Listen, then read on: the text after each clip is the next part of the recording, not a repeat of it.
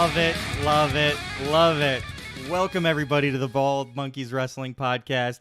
That is a little taste of a theme that our buddy Chuck is making. I know Chris couldn't hear it because I played it locally on my computer here, but... I can feel it, though. I can feel it through it no matter what. Feel that riff just burning through you there at the end. God, good times, good times. Like I said, not done yet.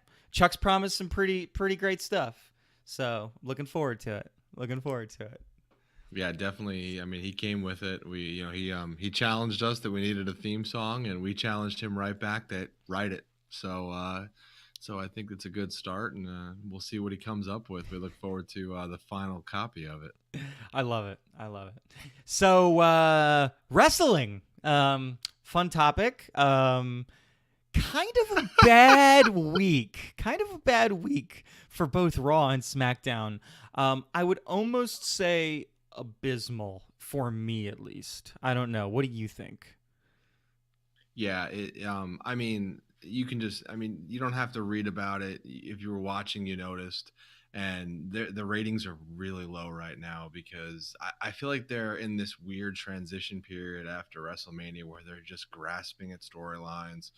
And they kind of don't know what to do. I related a little bit to when NXT lost Finn Balor and Shinsuke Nakamura and Bobby Roode and some of their bigger name guys that they were really rolling with for a while. I feel like Raw and SmackDown, they lost a few guys through some injuries, and it's forced some storylines to speed up, and it's noticeable. And it's noticeable that they're forcing things onto TV, and it's troublesome because obviously we're going into a big pay-per-view being Money in the Bank, and it's just not working right now.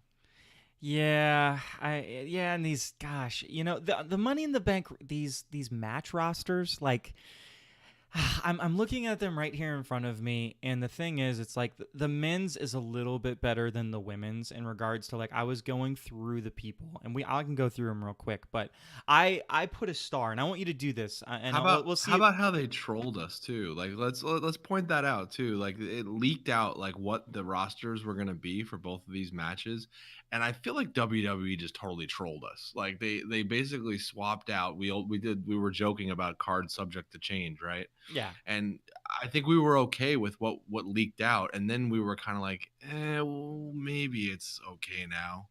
Well, I think the men's match is still fine, maybe even better than it was. Kind of, I don't know, it's close, but the women's match is worse. It's like way worse. But okay, so I want to play a fun game with you because I wrote these match cards down, specifically for these Money in the Bank matches, and wrote all the people in it down, and then I put stars next to the people that I just have zero interest in seeing in these matches. And so I'm going to read off the women's match to you, and I starred 3 people, and I want you to guess who I starred, all right? We'll see how well you know me. So I think I'll get this. Okay. I think I'm good, yeah. The women's Money in the Bank ladder match is Alexa Bliss, Naomi, Natalya, Dana Brooke, Bayley, Mandy Rose, Ember Moon, and Carmella. I starred 3 of those people that I have zero interest in seeing in the match. What 3 did I star? Okay, so Dana Brooke. Yeah, that is one. We were 1 for 1 so far. Which is the super easy one. Yes. Natalya. Negative. I did not star Natalya. Oh man, he already lost the game. But you know what? I'm gonna give you 2. We need to continue. Yeah, I'm gonna give you 2 more guesses before I call you an utter failure. Carmella. Yes, absolutely. You know why? Because Carmella didn't really bring anything to the first Money in the Bank match, even though she won it twice. So I don't know. Like, I just don't like that storyline. I just don't like it. I get it, and I think Carmella is kind of lost right now. Obviously they're breaking her away from Truth, and they need something for her to do. And I don't know if she can't go back to the heel because we already have enough blonde heels out right now. We don't need another one. I mean, granted, she dyed her hair, but I just feel like they don't know what to do with her, and I would rather them do what I was talking about last week, which was put her with Lars Sullivan. Let her like do this weird Stockholm syndrome thing and be with him and be his valet. And I am disappointed in myself for not guessing the three right, because it was obviously Mandy Rose, Carmella, and Dana Brooke. Yes, It Mandy was Rose it is the was last one. so obviously those three, and I jumped to Natty because we sometimes get a little bit annoyed that Natty's like in all these matches, but she is a good wrestler. Like she does a Yes, good job. She's just absolutely. not flashy or anything, and that's why sometimes I kind of I And, forget. and you need those types of wrestlers in Money in the Bank matches. Let's be fair. But yeah, so Mandy Rose, like that's where we got trolled big time by WWE because Because it's the wrong it's one. the It's the wrong it's one. It oh needs to be such the Sonya wrong one. Deville. Sonya Deville is a much better wrestler than Mandy Rose. Mandy Rose is just, I guess the more attractive package, depending on who you ask. But uh, I don't it's know. I mean, is she that much more attractive than Sonya Deville? I mean, I don't. I mean, well, it's. I mean, I think it's an irrelevant point to a certain extent. I think for us, it's an irrelevant point, right? no, no. When I say attractive, I'm not talking about just specifically looks. I'm just saying like attractive, like a full package of a wrestler. Attractive, like more attractive, as far as like a push. Like I would push her because she's got what it takes, kind of thing. Yeah, I don't know that anything that Mandy Rose has done since she's been in on the main card deserves the push. Whereas like Sonya, they hated her when they first brought her out. Like they were booing her and stuff like that, and she's really worked hard to kind of like gain her Yeah. position on the main card, and I can respect that.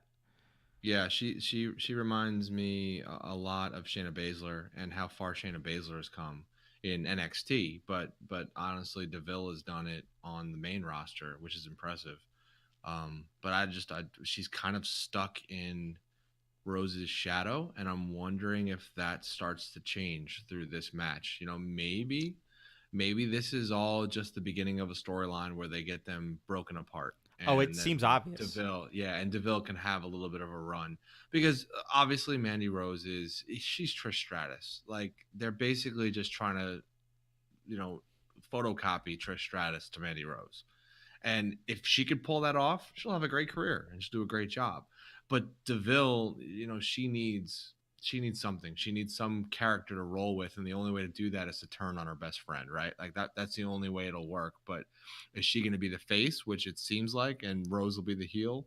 That could be interesting, but it still stinks that she didn't get the opportunity here in this Money in the Bank match, because I feel like she could do a lot more in the ring than Rose could. Yeah, I agree. I agree. Does anybody pop on that list of like who you think? Well, it never works out the way we want it to, but who do you think should win the Money in the Bank women's match based on that? Um, well, I mean, you're basically looking at it two ways, right? Is it going to be a face or a heel? The face gets it as the feel good story, the underdog story. The heel gets it because they're a cheater. That's how Carmella essentially got it, right? Um, and honestly, I'd rather see somebody like an Ember Moon get it at this point. But that being said, I'd rather see Ember Moon go back up against Asuka, and Asuka doesn't have the belt right now. So it's like, if Ember Moon wins it, what is she gonna do? Go up against Becky, or when Charlotte takes in? I'm sorry, what Ember Moon's on? SmackDown. Man, Yeah, this shakeup is killing me. yeah, she's on So, SmackDown, so you so would she's taking from you have her Charlotte. going against like Flair or somebody like that, which Or is do you have her, or do you have her win it and just cash it in during the Flair Becky match? But maybe that's the way you do it, and maybe Ember becomes the SmackDown champion, and maybe Charlotte starts chasing Ember instead of chasing Becky. I think that storyline sounds great, but makes a lot more sense for Bailey. As much as I hate to say it, Yeah, and I like where Bailey's going with her character. I like the fact that she's a little more hard nosed and gritty. But she needs somebody to keep pushing her that direction. And I don't know if Charlotte's. I don't know. Like, are we just gonna see? Are we just gonna basically see Bailey turn into Becky? Like, I don't want that to happen, right? Like, I don't want there to be another Becky. And I feel like that's what we were I mean looking at with Bailey. Becky's not even Becky, really, depending on who you ask. I don't know. I mean, It's over. The whole gimmick is over. she's she's grabbing onto this Becky two belts thing, and I mean I'm digging the feud with Lacey Evans, but I am too. I would I would be cool with that if that was it. Like, just she should just have one belt. She should have just took it from Rousey. Charlotte should still be the champion on SmackDown, and we'd have a much better storyline right now going into Money in the Bank. I couldn't agree more. And as I mentioned last week, I really enjoy the writing for the dialogue between Becky and Lacey, but it's specifically Lacey Yeah, driven dialogue. You know, where she's always like, yeah. just like a man. Like, it's good. That's good stuff. Her mic skills are getting really good. What was the line that I've seen a meme for? It was "Go make me a sandwich." Becky yelled at Lacey at one point without the mic, "Go make me a sandwich." Yeah, which is a interesting interesting take in the opposite direction for sure. No, it's perfect. Think Yeah, about it. The absolutely. man and the woman. Like, Yeah, that's the like lady. they're playing their parts really well in that feud. Where on the opposite side, I know you were digging it, but I'm not digging Charlotte and Becky again. I'm not digging the banter back and forth. I'm not digging talking over each other. It's just not working. I liked I liked that one promo. Seeing her kick her at the end of SmackDown after a match or whatever, I was like, okay, I've seen this a million times before. I mean, it doesn't make the product, it doesn't sell the product to me any better, just because they have one good promo. I guess is what I'm saying. Like, the promo wise, it's just like, it's the one promo is good. It worked for me, but past that, am I really pumped to see the same thing over and over again? No, because I think it should have been Ember. It should have been Ember's spot. Now, that being said, whatever. We're going into Money in the Bank. I think what we just kind of laid out there is a very plausible theory for a way to do that storyline, to get a belt off of Becky and get rid of the Becky Charlotte kind of back and forth.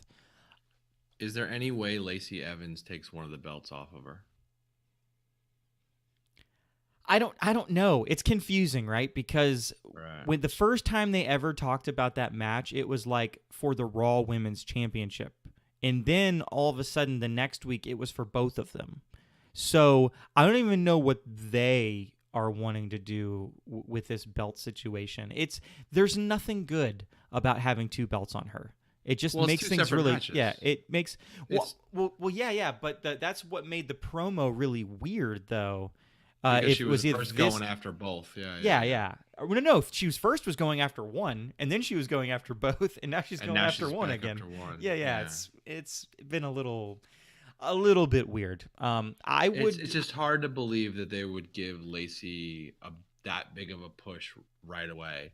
I mean, I don't know that I'd be against it, but it would just make more sense for a cash in to be the one belt Becky loses, because you can't have her lose both belts, because then that just crushes the character altogether.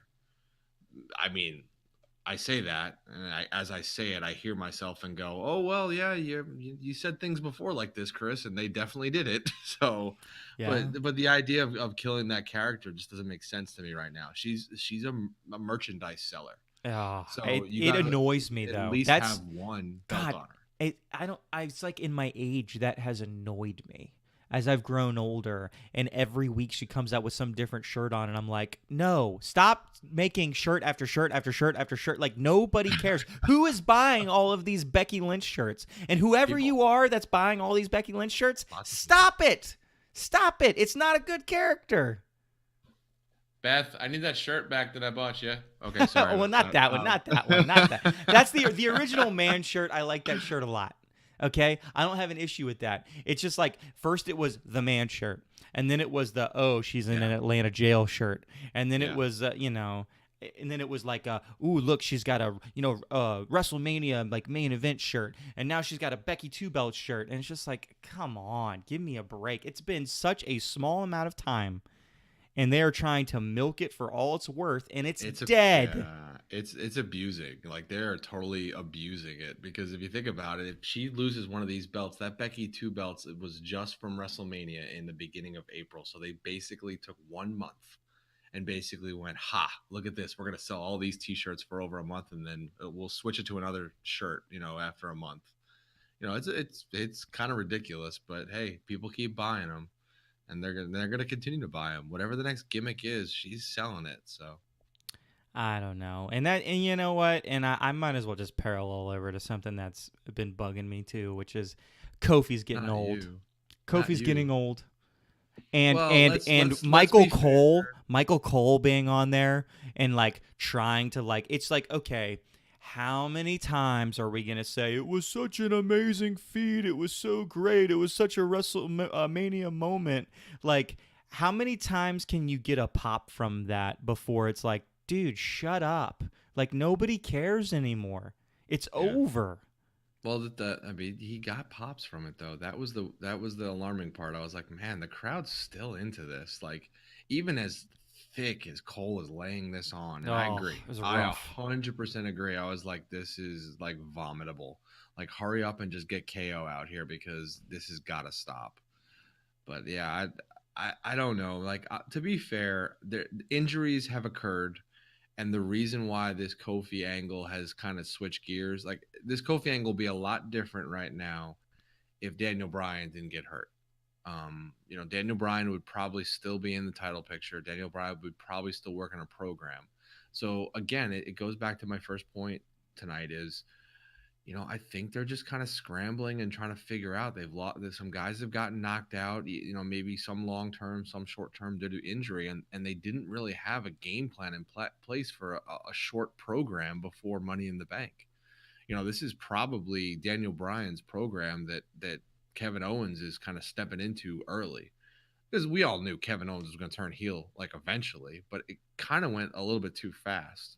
And I think that had a lot to do with Daniel Bryan being out. Yeah, with them not having a title match ready for Money in the Bank for the men's side. So Yeah. that's what they force, I guess. But I don't know. They don't have to defend every Here, single title at Money in the Bank. I don't get it. that's the thing. They've done that with the women before, right? Like the women have not even had a title match before. Um, it was the Rumble, right? Didn't Alexa Bliss and Charlotte not even have a match at the first women's Royal Rumble? Yeah, I think that sounds accurate. Absolutely. So this is my issue with the women's division. Sometimes they talk about the equal stuff, but then they can't not have a men's championship match. Like we can't do that. Like that would be against all the rules. But we can like let the women just sit on the sidelines and just do nothing and just watch as a match goes on. They do it with the mid card. I've noticed that like Finn Balor is going to be in the Money in the Bank match, but he's not actually going to have a title match at Money in the Bank, which was surprising. Yeah. But it's just weird, this whole like we're equal thing, but they don't really treat the storylines equal at all. And it's again, I'm going back to last week, I know, but I still think the women's division has been hurt ever since WrestleMania. Hey, they've got jobbers now. That's something that Chuck was texting about earlier this week. Oh my Lanta, that was so bad. Like so bad. Okay, so here's the difference between the female jobbers and the men jobbers. The men jobbers right now are the B team. Like Yeah. ultimately right now, every once in a while, like when they were building Braun Strowman up, they brought up those really bad like local jobbers and he was just killing them.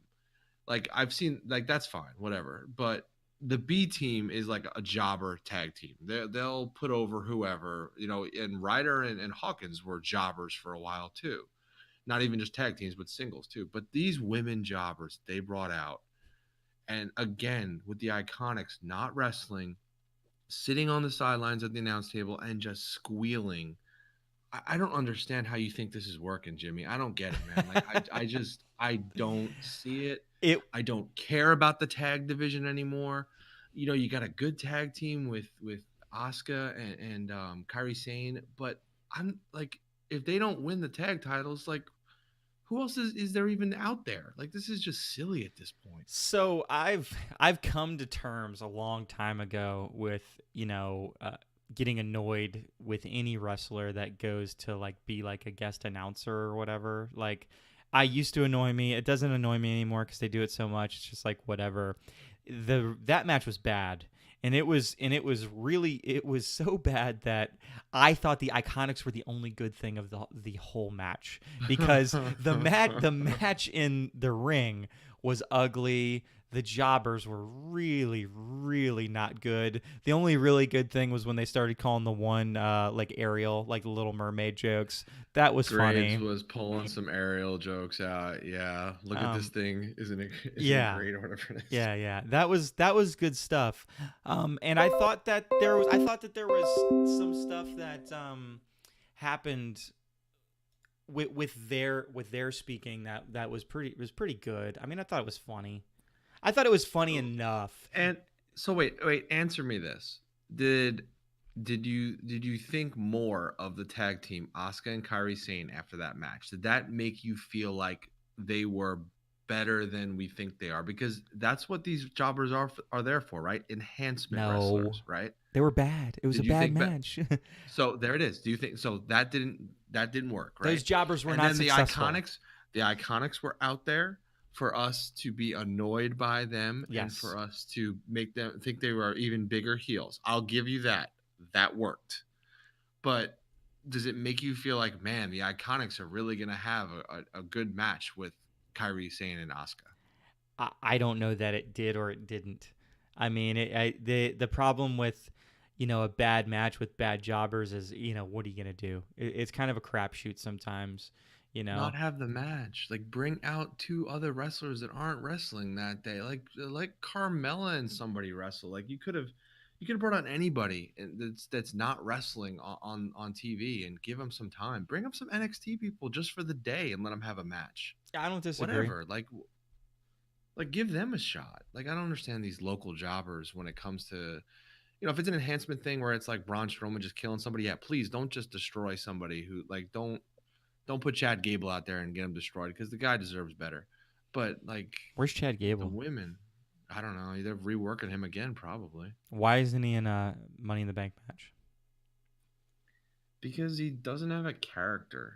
Like he doesn't have any kind of gimmick. He needs something. He unfortunately he was stuck with the Bobby Roode gimmick for a while and now that it's Robert Roode and he's by himself, Where was other Robert than Roode this week? he got a week off too. Oh Where was man. everything that was good? Where was everything that was good about last week? There were a Not on couple. TV. There were a couple. There was like one thing that was kind of okay, and then one thing that I thought was very good this week. The kind of okay thing was Bray Wyatt. I wasn't floored by the Bray Wyatt stuff this week. It was still weird.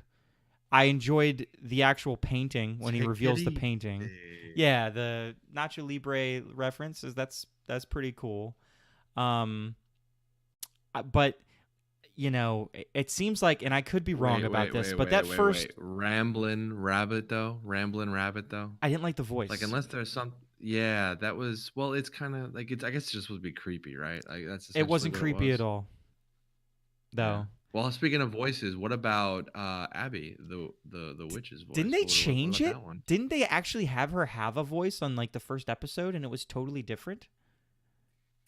I think she cackled on the no, you're right. Yeah, it was actually a female voice on the first episode because all she did was go, "I'm Abby, the witch," and that was it. That was the whole line, and it was a female voice. And now it's just Bray doing a woman's voice again. Which, oh god, that's so scary. The idea of that Why? is scary. Why? Because Please elaborate why you are fearful of because this. a long time ago, Bray Wyatt got did he get the mumps too? Like there was a bunch of people that Yeah, got the mumps. yeah, So him and Roman. yeah, Yeah, him and Roman got the mumps, and when he got the mumps, they were getting ready to put him out there, almost like cross-dressing being Abby or Abigail rather, and I really think that they're gonna end up doing that. against the demon. Against the demon, he was supposed to Yeah, fight, and that's when we ended up getting AJ Styles versus the demon. So it came out that we got something good out of it. But yeah, cross-dressing Bray Wyatt versus the demon would have been interesting. I mean, trying to flesh out that idea of Bray Wyatt, it one of the theories that I was throwing out this week while we were watching was well, maybe he's got multiple personality disorder, and he'll come out as a different character every single time. So he sometimes he comes out as Mercy the Buzzard, which is kind of like his old character, right? Like his original character. And then he Yeah. maybe comes out as Abigail, which is like the character you haven't quite seen yet. And then I don't know, maybe sometimes he comes out as the happy-go-lucky character that he is right now. Which That's I an don't. I mean, it's interesting. an interesting way of doing it. I guess maybe that would make the Abby the Witch, him being Abby the Witch, a little bit more tolerable, as long as you're not like having him do it all the time. Maybe it's his equivalent of the demon, him coming out dressed as Abigail. Just during SummerSlam, he will Just, only dress cross dress at SummerSlam. yeah. It's interesting you're bringing up all his different characters because I'm wondering if you're onto something with that because yeah, Mercy does seem like his almost his original kind of character when he was in like the swamp and stuff and coming up when he first did Bray Wyatt after what was the old character in Nexus that he was Husky Harris, right? Husky Harris. Love it. So let's go down this rabbit hole. No pun intended. So Abby the Witch is obviously Sister Abigail. So Yes. that would be the probably the Eater of most Worlds. eater of worlds. Mercy the Buzzard would be kind of that first That old school family. old Yeah. school follow the buzzards kind of thing. And what is Ramblin' Rabbit? Is that that original Nexus character? Does there have some kind of alliteration to that or something? Um, I don't.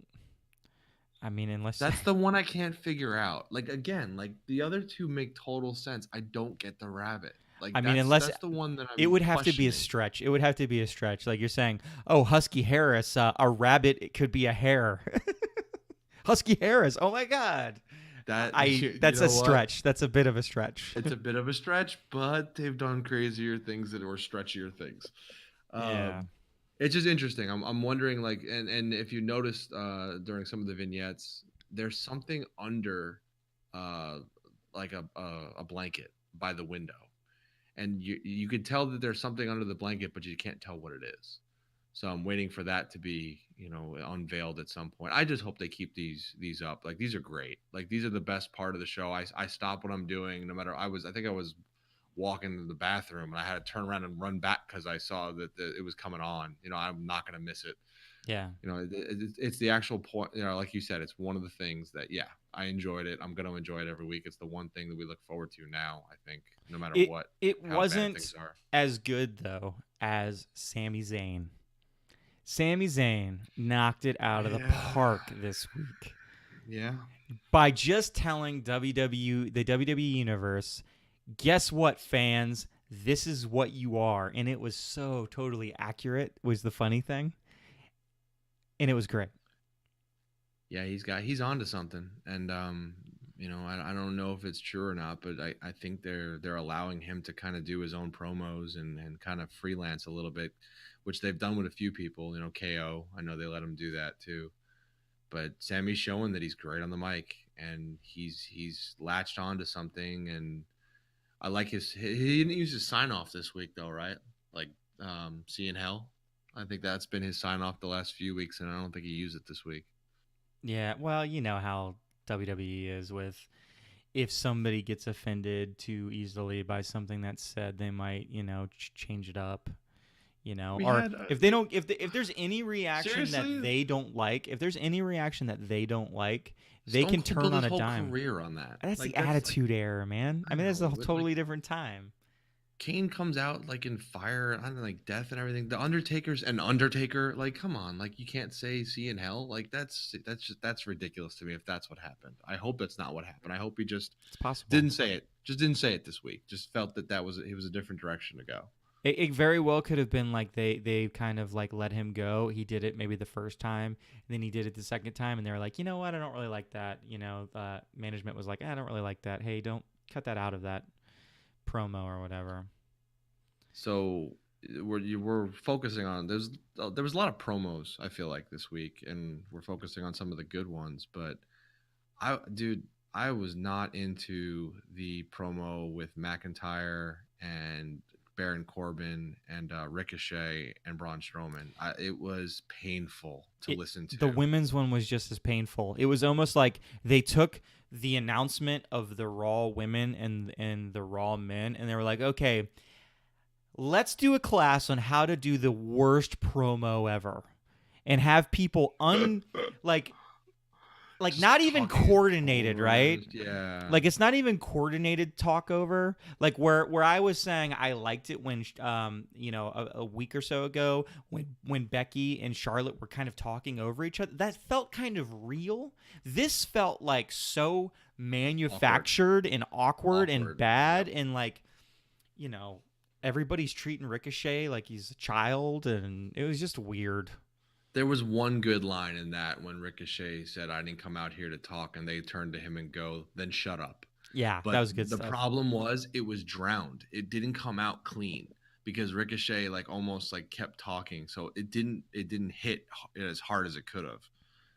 But yeah, like that was a tough promo to watch, and the only thing that saved it was not Baron Corbin, but Braun Strowman at the end, finally like just doing his line of "get these hands" and let's just move on. Like I was like, oh, for once, I really just want to hear him say "get these hands" so we could just get to the match already. Yeah. And then Dana Brooke, It oh wasn't. Dana, I Dana, wasn't just Dana. her. It wasn't just her. Honestly, I thought everybody in that promo was awful, and Alexa Bliss was saving it every single time. In between each one, she was somehow saving it. Which is And funny. So, because you saw what they ended up actually doing for the women on SmackDown to announce them, they just went, you know what? We've had some pretty bad promos. We're just gonna put up the image and then just have the people appear. fill people in. That'll Yeah. be it. And just fill people in. I think I did that with the men too, right? Yeah. They did it with both because both of those they were both horrible. They were really bad. Not to mention it's SmackDown 2 hours. They don't have enough time to do those long-winded promos. I mean, they already have 15 million long-winded promos already this week. So why are we gonna add like two more? It's like too much. I felt like SmackDown was running out of time this week too. They tried to fit in a main event match and then right after it do the KO show and do a face to face with Kofi, kind of just build up the whole match again, which I get it, but it felt kind of like they were up against it to try to get something in there at the last, what was it, like 5 minutes right before they had to go off the air. Yeah, and you know what? That I love KO, but that promo didn't really work for me. Even with him talking with the doll, like I'm not saying it wasn't entertaining, but it didn't really Yeah. work for me as a promo. But did you see the difference? Did you see the difference with when a promo doesn't work and a person who has good mic skills knows it? Like KO just bailed on it. He started talking with the figures, and when nobody was reacting, he literally just like knocked him over and bailed on the whole promo. Like he understands when something's not working, don't drag it out unless it's getting you heat. If it's getting you heat, yeah, drag it out because it's driving everybody crazy and it's an annoyance that's actually building heat.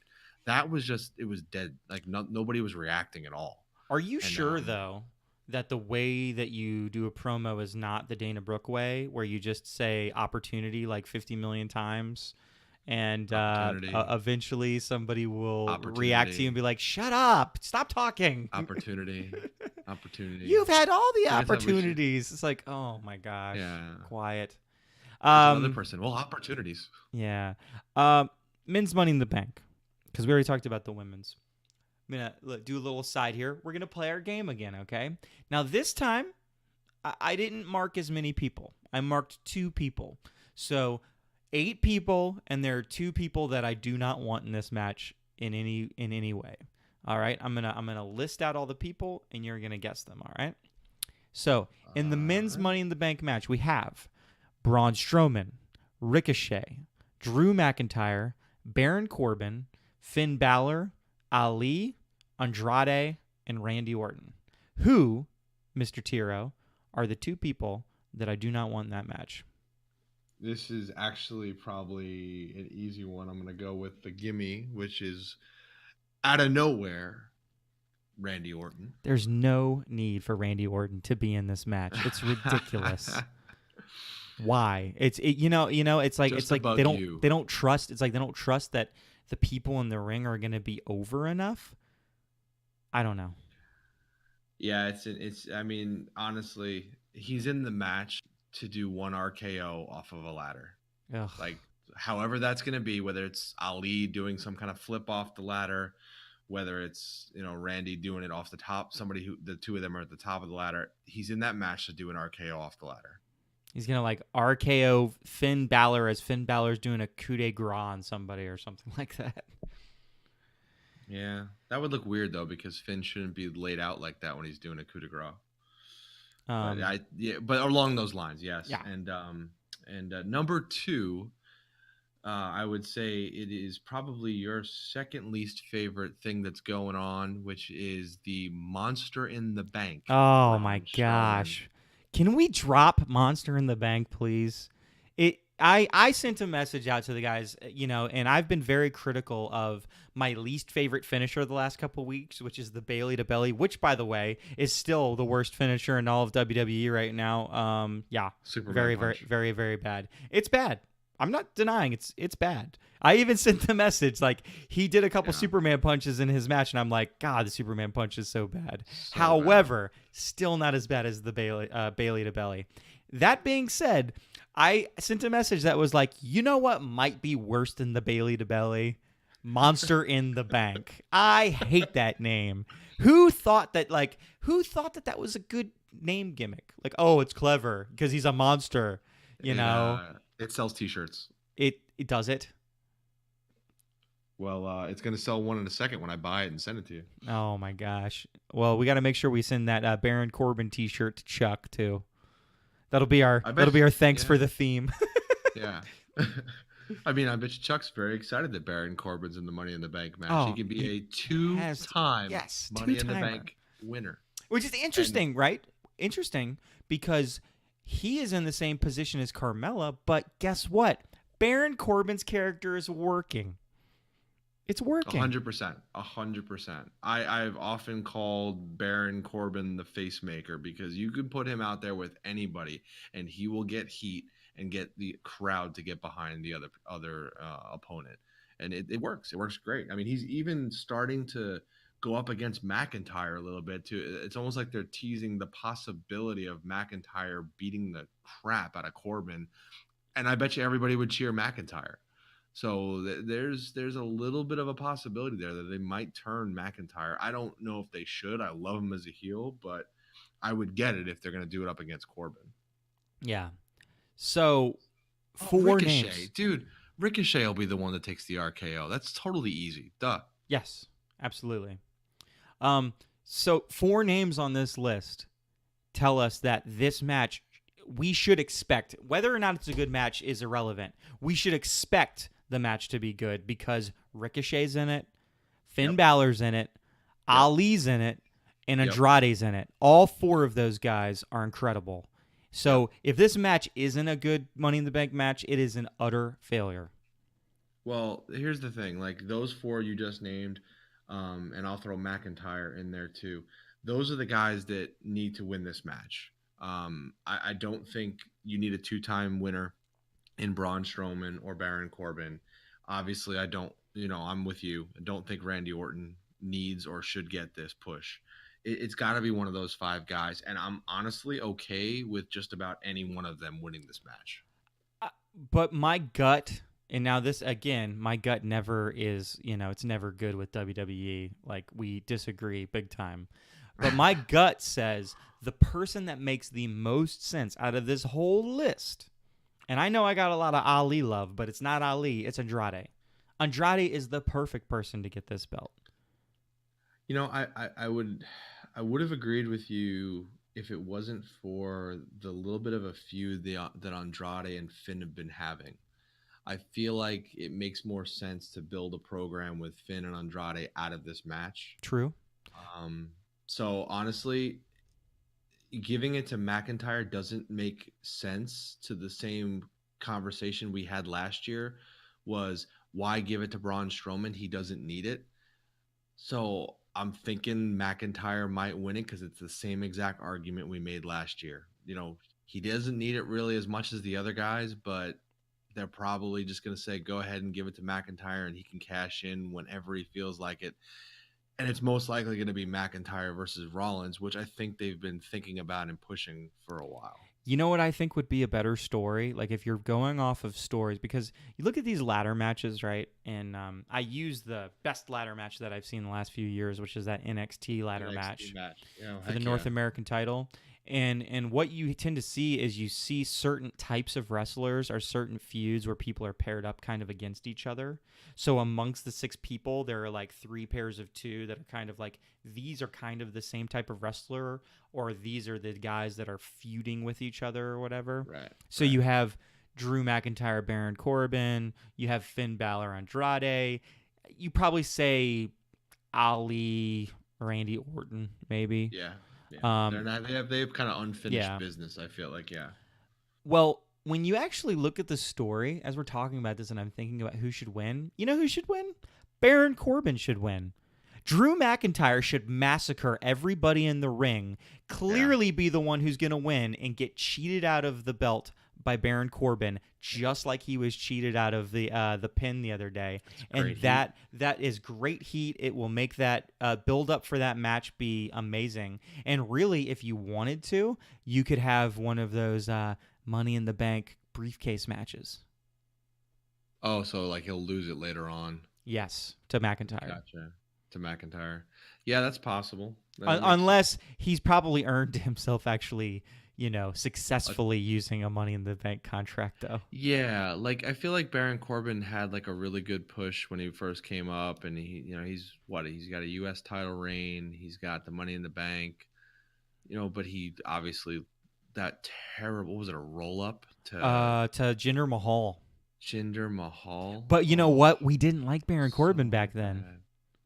We didn't like that iteration of Baron Yeah. Corbin. No, this one is better. You know what? I didn't hate Baron Corbin back then. I think I was the only one that actually liked his entrance music and everything. But I definitely like this character better. I think he's pulling it off a lot better. Hey, you know what? There's a lesson that both Roman Reigns and Bailey could learn from Baron Corbin. It's to have yeah. really good moves, because the Deep Six is an amazing move. I love the way that move looks. But you don't actually like his finisher, I thought. I thought you liked the Deep Six. Oh yeah, I said the Deep Six. I mean, I didn't say finisher, because the Superman punch isn't necessarily Reigns' finisher. I think his spear is more of his finisher. Superman punch is just True. a move. So I'm just talking about moves in general. Hit End of Days is an okay move. It's not anything great. But the Deep Six is hands down one of my favorite moves in wrestling right now. When somebody takes it good. If somebody takes it bad, it looks kind of trashy. But when somebody takes that move good, oh god, I think Ziggler was always the best at taking it. Ziggler's really good. So was Prince Pretty. He was pretty good at it too, taking it. But I feel like those two moves that Corbin have, there's good movement to them. They flow really well. Yeah. Where we complain about the Superman punch, because it's like, okay, here he comes, wide open, rearing his fist back, and the belly to belly even. It's like, okay, you just hugged me. I'm not going to do anything about it. You go ahead and just pick me up and drop me down. Yeah, that's the flow of it. The belly to belly is a perfect example of when I watch smaller wrestlers. Now, and I'm not saying Bailey's small, but it's a move that looks like what I'm getting ready to talk about. We were at a house show and we're watching Nikki Cross wrestling once, and it looked She's like crazy. No move that she did looked like it would ever hurt you. It seemed like every single move, it's just there's not much to this move. She just kind of barely tosses you into the ring, and then she throws herself into you, but she weighs 10 pounds, so it doesn't really do anything to you. Which is funny, because I remember when she was with Sanity and she was jumping on guys' backs and stuff, we thought it was great that she was getting involved and jumping in, but you didn't realize that she's small compared to the guys, but she's small compared to the girls too. There's nothing about her that seems she's not a solo wrestler. She's a woman that needs to be in a stable, and that it makes sense. Missing right now, so yeah. Where's she popping up soon? Because she's not around right now. Here's the number one question, and the question I've asked the last couple weeks, and I have to ask it today: where is Fandango? Where is he at, people? I need me some Fandango. Well, I mean, Tyler Breeze is starting to show up in NXT, so I'm wondering if his partner is going to show up down there as well. I don't think Which, that that is a good idea because Fandango's an why not? excellent. I think Fandango's an excellent wrestler. I think Fandango's a great wrestler. What is Tyler Breeze not a good wrestler? Tyler Breeze is definitely more suited for NXT than Fandango is. I don't know if I agree with that. I feel like Tyler Breeze and Fandango are right there at the same level as far as how good of wrestlers they are. Go back and watch NXT matches, and Tyler Breeze has had some great matches. Go back and watch Yeah, some they've all singles had. matches he had on the main show. I mean, Baron Corbin specifically had some good matches with Tyler Breeze. I mean, he's a good wrestler. I mean, he can wrestle on any show. I just think the main card on the main shows is pretty heavy right now. There's not a lot of room. So True. we've been talking about this for a long time. Send guys down. Give guys some time to just wrestle and build a character down on NXT, and they're starting to do it a little bit, and it's great. I would love to see that more. They're even doing it with 205 Live, where guys are bouncing back and forth between NXT and 205 Live. It's about time 205. you used NXT to push guys on the other shows. 205 Live. Oh my gosh. Cedric Alexander, where are you? Buddy Murphy, where are you? Yeah, there you go. Those are the ones you should have been asking. Where are they? Oh my You gosh. did it Like, during the text this week. They just like why you guys introduced two wait, great no, no, no, no, wrestlers no. on both Okay, I gotta shows. stop you. I gotta stop you because Stop. I'm going to let everybody know. I'm not gonna read it verbatim, but I can pretty much speak it out verbatim. This was my text string at this point. I said, I have two important questions. First message. Second message. Where the hell is Cedric Alexander? Third message. Where the hell is Buddy Murphy? Next message. Third question. Where the hell is Fandango? Fandango. Yeah. The Fandango one I didn't take as literal as the other two. Oh, it was literal. I get It it. was literal, I Chris. I I know. like I him. I understand miss that you doing like the da da da Fandango. da da da da da. You just want to dance and sing Yes, like of that's great. course. I appreciate that, and I appreciate the vignettes and stuff that him and Breeze had. They were hilarious, and honestly, getting the two of them back together into the tag division would be a lot better than what they're doing with the tag division right now. So You I'm know with what? you. Like I'm gonna take a step back and I'm gonna agree with you. Send them down to NXT. Have them be an NXT tag team. I think that's the best thing that you could do with them. that's a great idea, Because considering that you're taking the best NXT tag team and bringing them up without even any kind of storyline, just yanking them up to the main show. And then who are you really leaving down there other than undisputed Lorcan and what's his name? No, 1 and 2, whatever. yeah, And and then the Forgotten Sons Street Profits. and the Street Profits. Like, and there's some other tag teams in there. I know I'm forgetting guys, and I'm not saying those guys aren't good enough, but build built characters wise, there's not many tag teams left in NXT right now. They've yanked a bunch of them up. So yeah, put them down in NXT. That'd be great. That'd make a lot of sense. Yeah, I mean because most of those guys they just end up being like jobbers, kind of like the B team. You know, where the B team Well, is like, there what are you doing with the B let's team? You yeah, know, but other than NXT having bad wins. promos with Reigns or and bad matches with Reigns. Does it really matter if you win or lose in NXT? Like, it doesn't really matter if you win or lose a match at any NXT Wednesday night Hey, show. you're preaching to the choir right now, man. I don't think it really matters that much winning or losing ever. That's always been my philosophy. We've seen a bunch of like big name guys lose on Wednesday nights, and it was Gargano lost like for like a whole year. It felt like he kept losing matches left and right when he was a singles competitor when Ciampa was out. But like Gargano's still the champion. Like you could still build a character by just getting on TV, showing your character, playing that character well, putting on a good match. And NXT is the best place to do that, man. See, people, I want everybody listening to realize that he almost fell into my trap, but then he added too many things onto it. Because he started saying, "Oh, you can lose and build a character," and I was immediately like, "Yeah, and you can be iconic." Yeah, And never. he added You too have many. to wrestle. He added too many You things have to onto wrestle. it. You have to be entertaining. Yes, there's things you have to do these things, and I'm gonna give you that one because Iconics were good in NXT. I enjoyed them in NXT because their promos were good. Their in-ring stuff was fine. I used to talk about how good I thought Peyton Royce was compared to like the two of them of a wrestler, but I'm not seeing that anymore. Like it's almost going backwards right now, and I'm concerned. Like, man, these girls have to wrestle. Like Well, if you don't get in the ring and wrestle, you get kind of rusty. Well, it's never forgetting that it's all a game of comparisons, right? So you were comparing them to wrestlers that are less skilled. I mean, you have some wrestlers in NXT that are a lot not nearly as skilled as some of the ones on the main card. So when they go up against really skilled wrestlers on the main card, like a Sasha Banks or somebody like that, they look not as great as if they fought, Where some is the boss? Where's the boss? Oh, who's the boss? That's the real question. And I think the Tony answer to that is Tony Danza. Stephen Hill is the No, Tony boss. Danza is always going to be the boss. It's always Oh, going to be Tony. I don't know about that.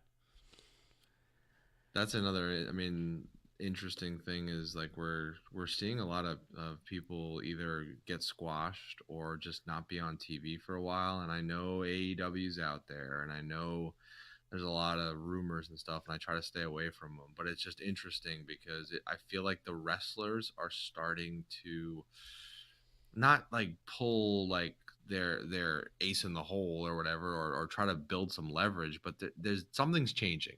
Something's changing where wrestlers are okay with announcing the fact that they want to be released, and trying to get released, or just going off TV entirely, to get more opportunities. And it's gonna change a lot when we have a competitor that, even if they're not at the same level, it's another opportunity. It's another option that these wrestlers can go to. That's what Ring of Honor always was, right? It was just another option, and guys built great characters there. So why couldn't they do it someplace else as well? Yeah. No, I mean I agree. I Like I a think it guy, would be like a guy smart. named Moxley. Was that his name? Oh Moxley? God. Was Yeah. Moxley his name? Whatever. Because You there know did what? oh, We got did I see a promo? Did a promo come out of I somebody? know for a Did, fact did I see that that? I'm pretty busy over the next couple weeks, and so are you. So guess what? When our schedules finally free up and we get to go out to a bar, guess what? I'm gonna buy you your freaking drink. So shut up. Yeah. Ladies and gentlemen, mark it down. May 2nd, 2019. Big Baby Jimmy. It's over. I admitted defeat. Ba, ba, ba, ba, ba, ba, ba, ba, ba, ba, ba. Or the greatest work of all time. Or the greatest work of all time. Yep. Like, did you, if anybody has watched or hasn't seen it yet, go and watch the little promo. It was about a minute and a half promo that Dean Ambrose, Moxley sent out at midnight for when his contract was up. It's a decent promo, but the quality of the promo is just interesting to me. And it's like, this could either be just a well done promo that was, they paid for it and they got it well done because he's got AEW money, or just the fact that he did it himself because he's going to be an independent wrestler. Or Or WWE is working all of us over, and they're gonna and let him to use his own character. let him use his own character. I mean, it would be the greatest work of all time. Not only that, it would be the shot heard around the world by WWE saying, "Hey, guess what, wrestlers? We're gonna let you run your own characters from now on." That would Yeah, be huge. yeah. Like you can do your own storyline basically, because Dean's basically written his storyline since the day they announced he was not going to renew his contract. Yeah, and that storyline was, I'm gonna pretend like I'm leaving WWE. And it was good. It was really good. We'll see. We'll see. I'm. I think I won the bet. I I still think won the you bet. But probably won. Little part of me kind of still wants to lose the bet. Like the wrestling fan in me would love for them to just make this a work, make this whole thing a work, because that's how much I like wrestling. That's how much I love wrestling. I want it to trick me. I want them to trick me. Make me think one direction and then totally turn it the other way. That's good wrestling. That's a good storyline. That's a good program. And that's what they haven't done in, I don't even know how long at this point. I feel like it's been this whole year. I've been just basically sitting there going, why? why are we doing this? Do you have a wrestler that you think you'll never see in WWE, but you really want to? That I never would see in WWE, but I'd want to. Yeah. I mean, it doesn't have to be one that Uh, doesn't fit, just one that maybe would never come back or come to in the first place. oh, so he could have been in the WWE already before, is what you're Or saying. maybe not. Maybe never has been in the WWE either. I mean, obviously, there's a few guys that you've got me onto from Lucha Underground that would be interesting, and I'd enjoy. But I don't know, man. Like, Cero I don't, Mero. I don't want. Yeah, of course. I mean, he's a good one, and then I think it'd be hilarious to see what they would do with Joey Ryan. Oh my God, Um, Joey Ryan. but I don't know if there's one particular guy. I think the idea of somebody you never thought coming over would be the pop, right? That's it. That's the pop you would get out of it. So if it's anybody I'm thinking of, then it wouldn't be as good because I'd be thinking of it. Like, So John the answer, Morrison coming yeah. back. If he came back, yeah, it'd be great. But I feel like there's still a chance that John Morrison would come back, and it'd be a good pop. But it needs to be somebody that I would never expect them to even think about bringing over. And I don't know if there's anybody that big right now, other than like Omega. CM Punk. Because you Well, never ever would think CM Punk would ever be back in a WWE ring, I don't agree with specifically that. in a I WWE don't ring. agree with that. I still think CM Punk will show his face in WWE one more time. I don't know when it's going to be, but I'm telling you, CM Punk will be in a WWE ring at some point before he never, wrestles again or never shows up on a program. Like, he's going to be in WWE one more time. I think if they could keep it undercover and they brought somebody like Okada over to WWE, that would be whoa, like mind That would, shattering for yeah. me. I think that's mind shattering for anybody because if you know wrestling, you realize that he's a traditionalist, and that's why he's not going to leave, and go to WWE. So that's why that's probably never going to happen. Yeah, but it would be fun. It'd be one hell of a pop, that's for sure. Well, actually, it probably wouldn't be one hell of a pop because They'd kill it. you'd have a bunch of not just that. Even if they didn't kill it, if depending on you'd have him come out in the right venue, or else nobody would know who he was, and they'd be like, "Who's Okada?" And then I would die a little bit on the inside, and I would hate the whatever city they were in. Yeah, you'd have to find like a Chicago, a Philly, someplace with doing like a rumble or doing the end of a show at a one of the big five. You can't really. I don't, you know what? I'm going backwards. The big four. They're killing Money in the Bank. I'm sorry, Jimmy. Like that, it's the big four. Money in the Bank is going to be nowhere near the other four shows. If this is what they're working towards right now, they need to do a better job if they really want this to be one of the big five. It's Rumble, Survivor Series, SummerSlam, and WrestleMania. You know, Money in the Bank's just not there yet. after you talked to me about that leak or whatever, the leak of the matches, I actually did look up that story and I read it. And one of the leaked matches was an NXT Money in the Bank match. I saw that and it looked amazing and I got super excited for it and then I realized it was all them trolling us or some person doing a nice Somebody job trolling of you. trolling Yeah, us. somebody just pasting stuff together. That's how it works, man. Yes. And an NXT ladder match at Money in the Bank, if you gave me that along with the other Money in the Bank matches they put together, whoever that person is, you got me. Great. That puts Money in the Bank in the conversation, but they're not going to do that. NXT's barely going to have a takeover right now because they're doing all this Saudi Arabia stuff and moving things around. So I think the last announcement was they will have a takeover, but they're not even announcing where it's going to be until Monday. So everything's kind of on hold right now because of, once again, here we go to Saudi Arabia. Yeah. How about let's do like takeover Greenville or takeover Charlotte. Charlotte is a possibility. Greenville will never happen until we have our own, like, I don't know, our own major sports team. Whatever, basketball, NHL, How baseball, fast would we get tickets to that damn thing if it was in Charlotte? Oh my gosh. We're Just as fast as coming. we get tickets We're to NXT coming. Spartanburg. Yeah, pretty much. Only I wouldn't get as good tickets probably. No, probably not. I have to talk about one return that I found out about, unfortunately, through the interwebs, which Okay. I hate. But Saudi Arabia is coming up, and I guess they're bringing back Goldberg for Saudi Arabia.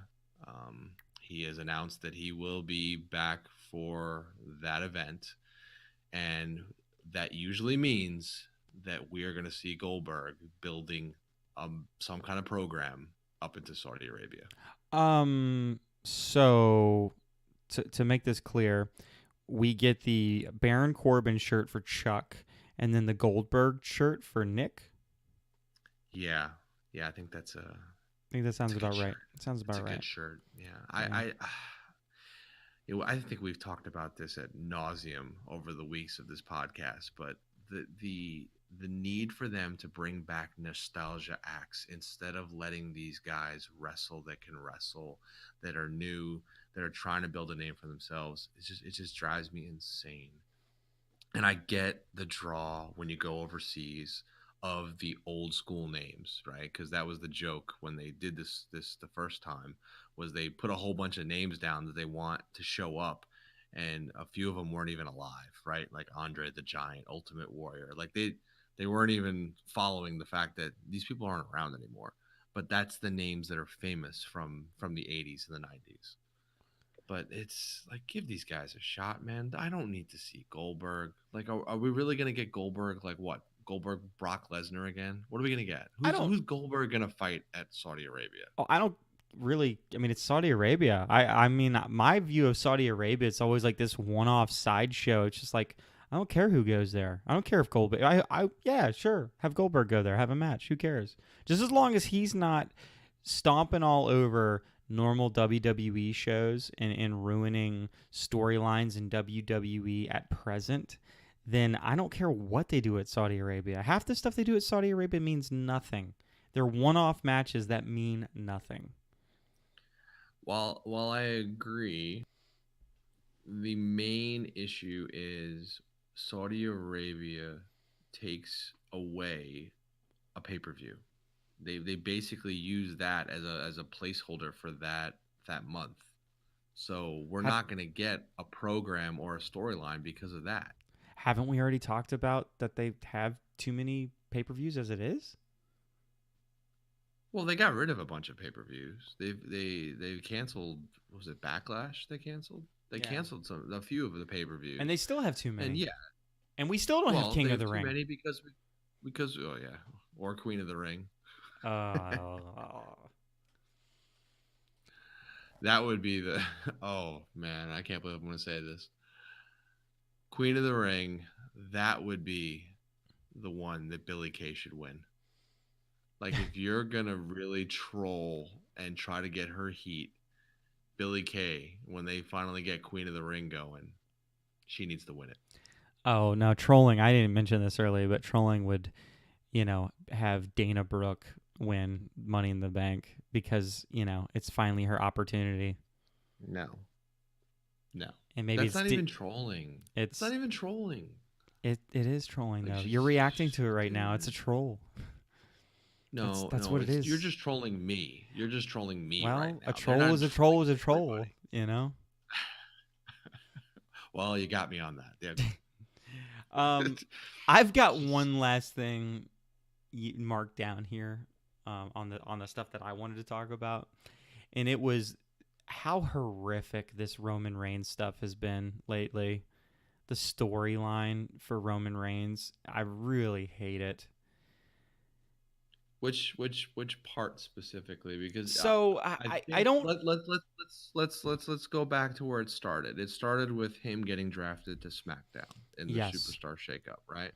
And he pulls one promo where he Superman punches Vince McMahon, which always gets a pop. liked it. I And liked that. Fine, it was yeah, fine. and I think he spear Elias after that as well. I think he came back into the ring and speared Elias. Yes. So I think at that moment, I was digging what they were doing with Roman Reigns. You could take Yes. it from here. Um, and then having Shane come out, and the first promo that they did, he calls him out there. If I'm getting this right, he calls him out there. They come into the ring. They just throw the mics down and they start fighting each other. Fine with that. I was Yep. fine Yep. with that. What they did wrong was doing any promo other than that. What they should have just done was, here's a random match that Roman's in. He gets attacked by Shane and Elias. Here's a random match that Elias is in. He's getting randomly attacked by Reigns. Like, that's all they needed to do. Just have them just keep attacking each other. Like, because they're fighting over territory. You know what I mean? Instead of these long-winded promos that don't really, I don't know. They're not good. And then you're like, oh, I'm going to make it hard for you tonight on Smackdown, so I'm going to bring out some competition for you. And the B team comes out? Yeah, Okay. that was bad. Like I was like, oh, cool. Well, who's he gonna bring out? It's the B team. Yeah, that was flat. It was really flat. Yeah. I mean, it's like you couldn't even hear how silent the arena was because that B team music is like them piping in cheers almost, the nature of it. B team, B team. Go, go, go. Yeah, no. It's really bad. Yeah, no, no, no. I loved the B No, team when they I'm were with first a you. thing, but it's long since gone. Yeah, it's be more interesting to split them up or something. I again, yeah, you know me, I've been begging for Bo and Bray to reunite, but I doubt that's going to happen anytime soon. The whole Roman Reigns thing, I don't get the Shane McMahon part of it. I get Roman and Elias having a feud. I'm fine with that. I like both of them. I like both of their characters. I think they can add to each other's programs really well. I don't understand the Shane part, other than the fact that Shane is associated with SmackDown and they're trying to keep Shane on TV to continue to build him as a heel so that you can be convinced that Miz is a face, which I'm still not convinced that Miz is a face. So that's I just I don't think you need Shane in this storyline. I don't think it's going to happen, by the way, with that Miz Shane match. But I think Miz is the one who needs to do the crazy spot.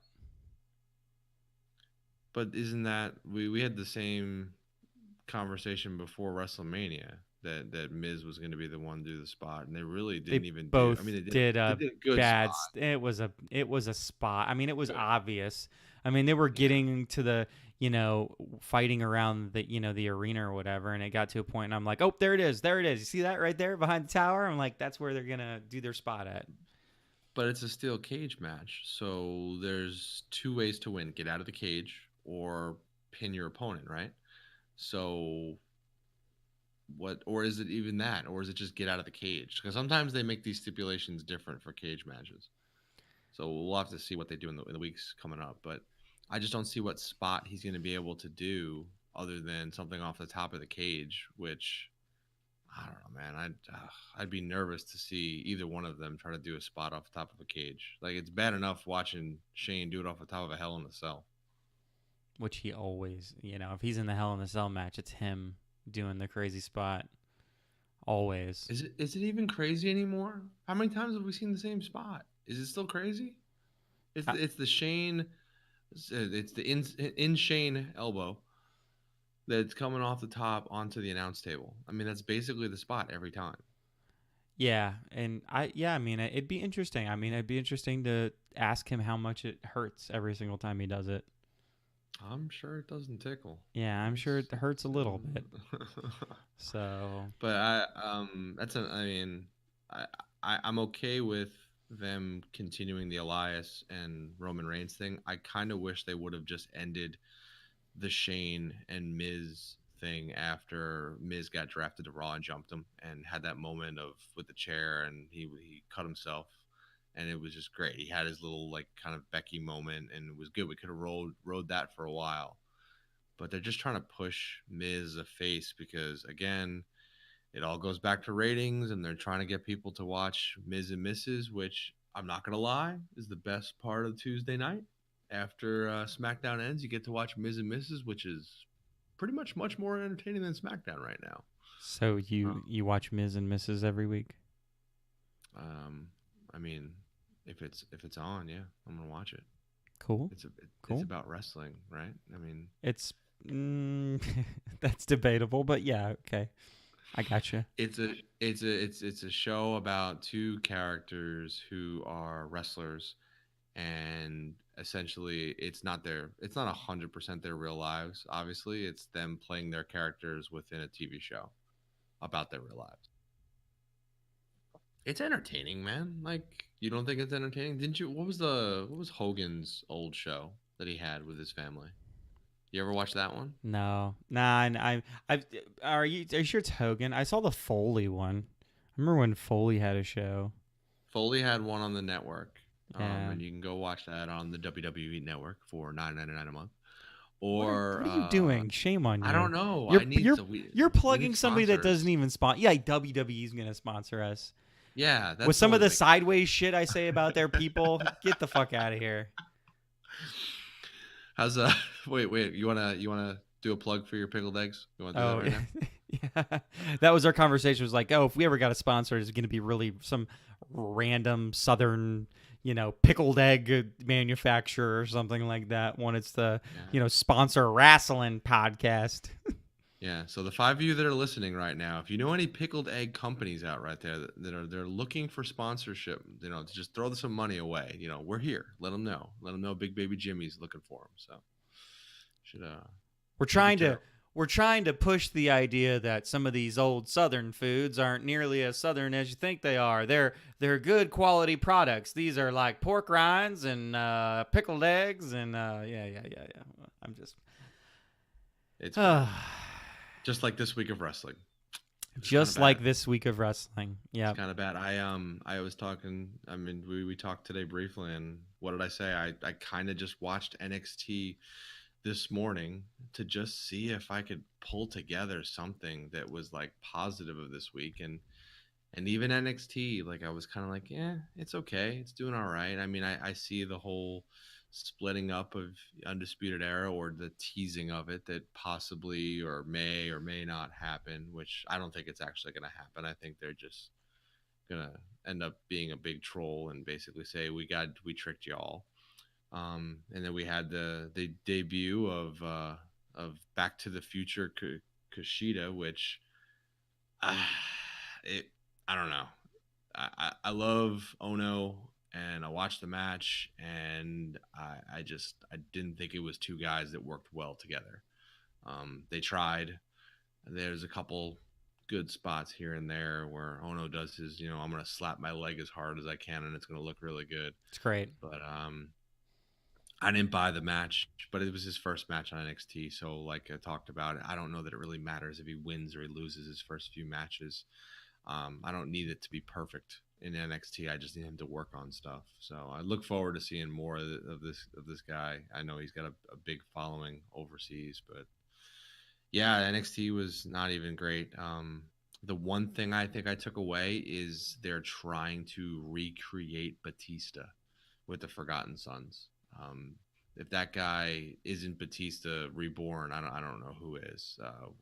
Whatever his name is, Saxton or Raxton, or it might as well be Drax, because they might as well just be calling him Drax, which is Batista's Draxton. character. Draxton, there you go. Like, yeah. Have you seen him yet? Like, I he have. looks Yeah, he looks exactly like Batista when he was coming up in, what was it, whatever the whole old uh FCW was. Like, it looks just like him. Yeah, he's even got tattoos like him. well, it's So this it's weird interesting. nostalgia thing going on, I guess, then right now, because I mean, Robert Roode is obviously ravishing Rick Rude to Which a is certain great. extent. It's great. It's great, but I don't know that I need a Batista in nostalgia. I mean, would you even call Batista nostalgia? Is there? I mean, what wrestlers do you want to have nostalgia for? Do you want to have like? I wouldn't mind having a wrestler that was kind of like this wrestler reborn. Ric Flair. So another Ric Flair. Ooh, it's pretty. That's a pretty hard pull, though. Yeah, but I don't know.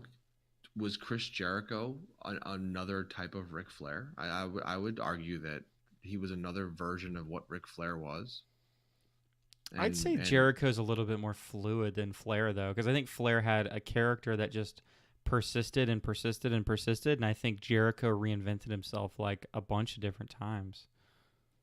well, I think I'd be referencing the Jericho WCW days. Okay. I think that was almost like an iteration of what Ric Flair's character was when he was in the Horseman. Yeah. I mean, that'd be good. Obviously, if anybody could be like Shawn Michaels, I mean, that'd be interesting to see if, and Adam Cole kind of has a little swagger to him like Shawn used to have. Um, but obviously, Shawn was in factions after, he was big. Shawn wasn't in a faction while he was big. Now he had a valet. He either had Diesel or Sid Vicious, but or Psycho Sid. I guess it was Psycho Sid at the time. But a lot of those valets that Shawn was running with was because he was going to build a program with him eventually. Yeah. Um, it'd be interesting to see who would you pair with Adam Cole as a valet to make him more believable to compete with some of the main event guys, and then eventually have a good program with. Who's out there right now that'd be a good fit for that? That could actually have a good match, see, because I feel like didn't we see a McIntyre Cole match and it was like such a big size difference that it was Yeah, crazy. it's That was too the one big. that Shawn Michaels I think was the guest referee in, wasn't it? Yeah, it was in Texas. Yeah. It was some special in Texas that they did, and they aired it on the network. And yeah, it was like, wow, McIntyre is way too big to be facing these guys. And it's tough now because they're gonna keep coming up against that with McIntyre. He's almost too big to be wrestling guys, and it's interesting because Taker was a tall guy back in the day, and I mentioned Psycho Sid. There was a lot of big guys back then, but the the other wrestlers weren't as small. I feel like the size difference has gotten greater over the years because it's become more smaller, quicker athletes and less big, bulky guys. Yeah, you need for Adam Cole, you need a big guy that's kind of got like the I think like the Randy Orton type build. Like Randy Orton's a big guy, but you don't Mm. usually look at him like a Drew McIntyre or Braun Strowman and go, "Oh my god, that guy's huge." I'm gonna be interesting to see Randy Orton go face to face with McIntyre. I mean, they did it way long ago when McIntyre first came at WWE, but it'll be interesting to see the two of them in Money in the Bank face to face to see the size difference, if there's much of a size difference. Because, like you said, Orton's pretty big. He's pretty tall, right? Yeah. He's got I think he's real tall. He's like 6'6" or something like that. I remember when I saw him at a live show and think, "Oh my god, he's huge." He doesn't look that. He just for whatever reason doesn't look that big like when you see him on television. But when you see him in person, you're like, "Holy moly, he's a And big that's, I guy." mean, I feel like it's when you think about it, who did Kofi win the belt from? Daniel Bryan. Yeah, Two guys that are not that big. So it's like if Kofi was up, if Kofi was up against a Braun Strowman, a Baron Corbin, a McIntyre. I mean, those guys are big guys. Would it be believable that Kofi would even win that match? I mean, you I have to even be had. really talented because I know Yeah. AJ Styles can make that look like it's possible. And Seth Rollins can make that look like it's possible, even though Seth Rollins is actually a little bigger. Um, so I'll stick with AJ Styles. And AJ Styles is much smaller guy, and he can make it look believable, but he's also very very talented. And I don't Yeah. know, even with all the years of experience, that Kofi's to that level. No, and I agree because when he went through the gauntlet, they didn't let him beat Rowan, right? They let Rowan take the DQ or take the count out. Like they didn't officially beat Rowan, like pin him. Yeah, Like it was a situation where they had to, like, yeah, that's what they did. They put Rowan underneath the table or whatever, and that was the only way it was believable that Kofi was going to get over on Rowan. And I think you're going to fall into that a lot going forward, because there's a lot of guys that are going to be coming up here soon from NXT that it's going to be tough to make it believable. Like you made a great point with AJ Styles. Like he was able to make it believable up against Brock Lesnar, and I think that was the beginning of us being like, wow, these matches could be pretty good with Brock and Finn and Brock and AJ and Brock and Rollins. I don't know that we're going to have other guys. Like, can Cedric Alexander make you believe that? Can Buddy Murphy make you believe that? Can eventually Adam Cole make you believe that? Can Johnny Gargano make you believe that? I don't know. I don't know if Ricochet is another one. Can he make you believe that he can beat McIntyre? Until we see it, I don't know if I'm going to be able to say, yeah, okay, they pulled it off. It's going to be a lot. It's going to be a lot left up to the bigger guy to make it look great. And we bash Brock Lesnar a lot, but you got to give him a little bit of credit for that match against AJ Styles and even Finn Balor, and to a lesser degree the Rollins match at WrestleMania. I know that wasn't as long and as put together of a match, but still, like, Brock was able to make these smaller guys look like they can compete with him, and it was entertaining for the most part. Absolutely. Well, we're coming to a close here on the Bald Monkeys Wrestling Podcast. We've been talking for a while. Rough week for wrestling. Hopefully they bounce better. back. I look forward to maybe these storylines coming together before Money in the Bank. We'll see what happens. Maybe some guys will come back from injury soon, and that'll help. I just hope they don't rush Bray back. I think that's my biggest concern at the moment. Your one wish. So the end of podcast, like, what's the one thing you want? Don't rush Bray back. Don't rush. Keep him. I think I've been using this. Like, keep the vignettes coming. They're great. Build the character. The pop will be amazing when he finally comes out and steps in the ring. But wait. Let the slow build happen. Don't rush it back. I know guys are injured, but you know what? Give some of these other guys some time. Give them some mic time. You know what? Wrestling wasn't great this week. You can't really get much worse next week. Just throw some people out there and let them get some time on the TV. Like, whatever. Like, I'll deal. I'll deal with some bad weeks of wrestling if you take your time with the good stuff that's coming. Even if Bray was the one who came out and screwed somebody at Money in the Bank, and it took that long before we even see Bray in the ring, that'd be perfectly okay with me. So, take your time, WWE. Don't rush things. I feel like I'm a broken record, but it's a record that needs to be said again and again and again until they do it. Cedric Alexander, Buddy Murphy, please use them. They're good. So instead of giving us these bad promos, just give us a good wrestling match. You're never gonna win the crowd over for these new people unless you just force them down the crowd's throat.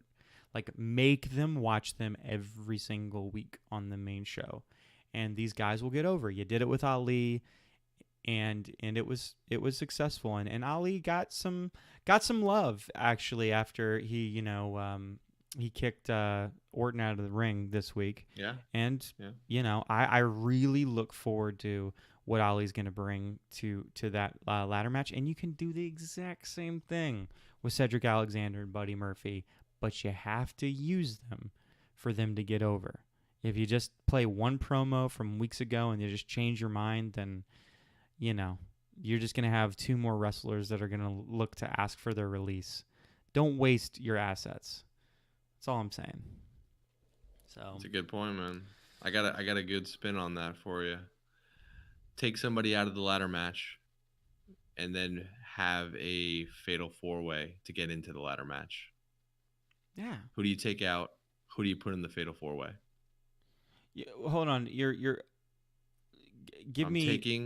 I'm taking one person out of the ladder match. Okay. And I'm then adding a fatal 4-way to replace that person in the ladder match. Are you sure you don't remove two and you do a fatal 4-way on each show? No, you just get one. But it can be like both shows can compete in this fatal 4-way, or is it? No, That's where it let's gets difficult, right? Because yeah. you take a Raw person away, then you Let's would do take it would SmackDown be because we'll have next week to talk about it too. So let's do SmackDown this week. SmackDown. You obviously for me, I mean, hell, you definitely take Randy Orton out of it, and then yeah, your match for who gets into it is Xavier Woods, and they moved. I can't remember. This shake-up thing. Chad Gable's on SmackDown, or is he on Yeah, Raw? Okay, he's on SmackDown. He got jumped by Lars so Sullivan. Murphy Woods, Xavier Woods, Buddy Murphy, um, Chad Gable, and ah, I don't know. Any fill somebody in. It doesn't matter because those are the three important ones. I'll fill Fandango, it in for you. No, I'll fill it in for you. Lars Lars Lars Sullivan. Sullivan. Sure. Lars Sullivan needs to be in some kind of match soon because it's starting to work, and if you don't get him in the ring soon, it's gonna die down. So I think that's your fourth man. Yeah. I think that sounds like a good match. I think that sounds All like a right, good idea. And so I I'm would, gonna put that together. and, Tuesday's coming up. and you know what's interesting? I'd even be fine with Lars Sullivan being the one that was in the match over Randy Orton.